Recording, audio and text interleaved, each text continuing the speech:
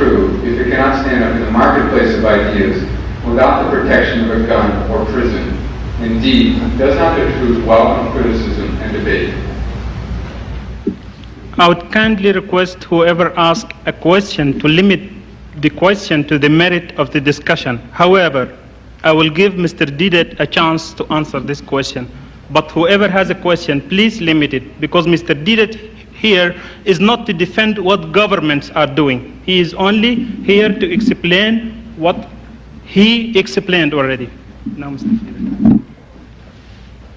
See, the question is quite a rhetoric one about Muslim governments, their policies with regards to people coming in and perverting their people. From the point of view of the Muslim, is a perversion. From the worship of the one true God, people want to take away our children and worship human beings, created beings. To us, it is the highest form of blasphemy. Instead of worshipping God, worshipping his creatures. So if the governments are trying to defend, I'm not defending them, but I said if they are trying to defend in the best interest of the people, that is their business. But now, at the same time, it also poses another question from my side, that the Christian missionaries, you'll have to now acknowledge that they're using deceitful methods. Deceitful. Look at this. Look at this. This book here.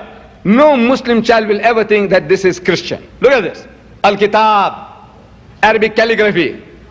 You see, deceiving the Muslims in the guise of Islamic book. This. At close view, if you have, you see, how easily the Muslim is being taken up by this. Al-Kitab. This calligraphy is Islamic, but actually is the Gospel of St. Matthew. Can you imagine? Deceit.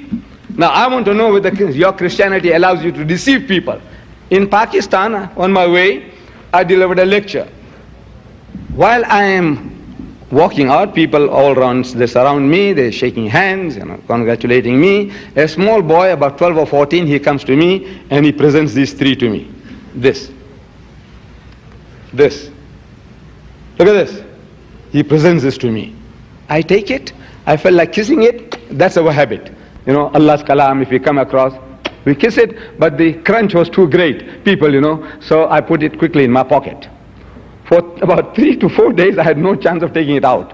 Believe me, I'm not exaggerating. I'm moving from place to place. I have no time. When I go to the hotel, I'm tired. I take off my jacket and throw it down one side. Then in Abu Dhabi or somewhere, I took it out and put this on my table next to the bed. Still, I'm not looking what it is. Then now, to move further, I said, now let me weed out all these papers that I've collected. And I start looking at this. I'm reading Allah, Muhammad. Look at it. Allah, Muhammad. I'm reading Allah, Muhammad.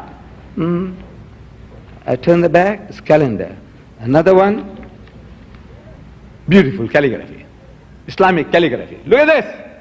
In 100 years, the Muslim child will never know what he's harboring in his house. Sticker, beautiful sticker. He's going to tear this out and put it in the Quran, stick it in the Quran. You know what? Deceit. Christian missionaries, this is what they're doing to our people now. Deceiving them. This one here, he says, back of it, he said the Lord's Prayer. I said, Lord's Prayer? We don't talk like that. The Lord's Prayer, Al-Fatiha. We say Al-Fatiha, the opening chapter, Bismillahir Rahmanir Rahim, Alhamdulillahi Rabbil Alameen, opening chapter, the Lord's Prayer. So what's this? Abbana.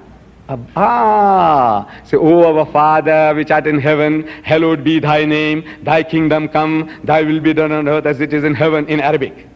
Calligraphy, deceitful. You see what you're doing? Deceiving the people. This one here is not Allah Muhammad. For a week I couldn't see it. Look at this. Everybody says Allah Muhammad. Am I right? What do you see? It's not Allah Muhammad, it's Allah Muhabba. God is love. Deceiving people. I ask you, my brother missionary.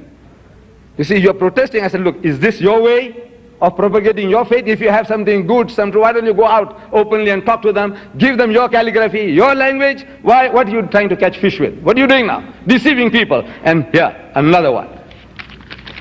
Coming from Ghana, a letter addressed to the Arab countries. I must read it to you. What they are trying to do now. They're sending parcels, literature into Muslim countries, and on the top of it they put rubber stamps.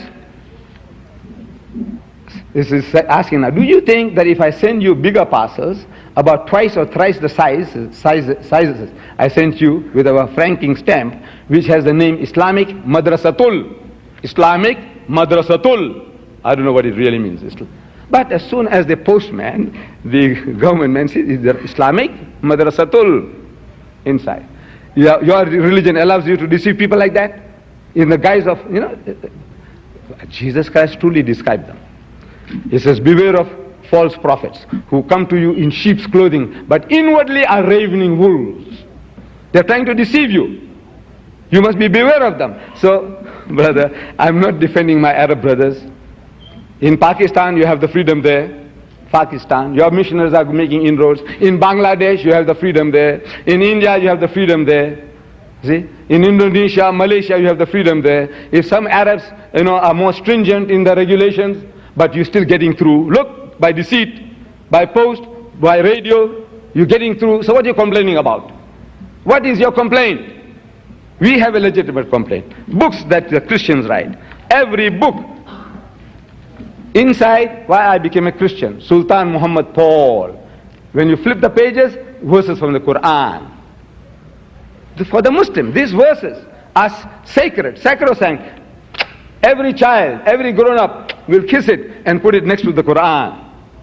Why? Because Allah's kalam is, He will not tear it, He will not burn it. You know the psychology of the Muslim, and you're taking unfair advantage of it.